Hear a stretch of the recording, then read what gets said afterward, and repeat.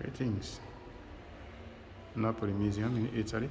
We do have a chronological overview of ancient Egypt, and I will read the description for you shortly. So I do not speak Italian, but this has to be BC. So it starts from 4500 BC, and it's translated all the way. I thought it was only translated at the bottom. So we have the Badarian period, 2000 BC, the unification of the two lands.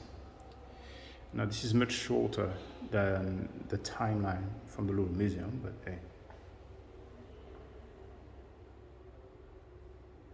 We have the first intermediate period, 2600, that's the Old Kingdom. Then we have that first intermediate period from 2000, they've put the Middle Kingdom.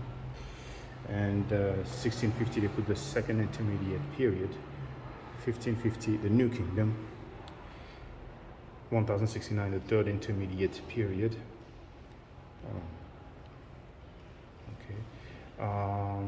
664, the late period.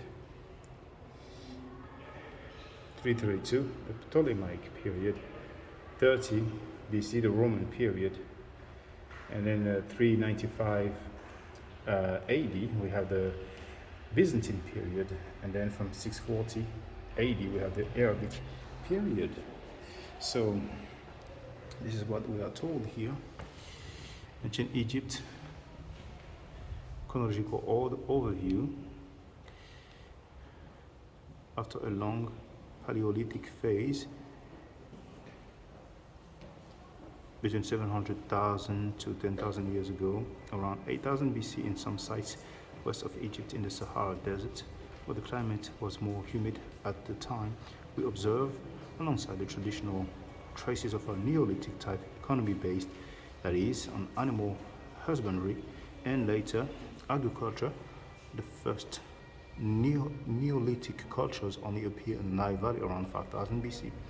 In one of these, the Nakada culture, which flourished in southern Egypt during the 4th millennium BC, growing social inequality culminated in the rise of the pharaonic state, which expanded its control over all of Egypt around 3000 BC.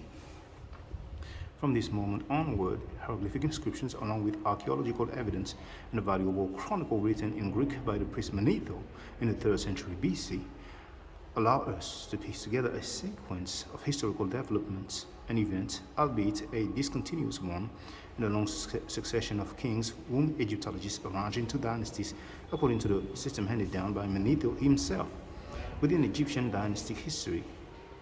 Scholars also distinguish phases of bloom and political unity called kingdoms, ancient, middle, and new, alternating with phases during which the country was divided called intermediate periods.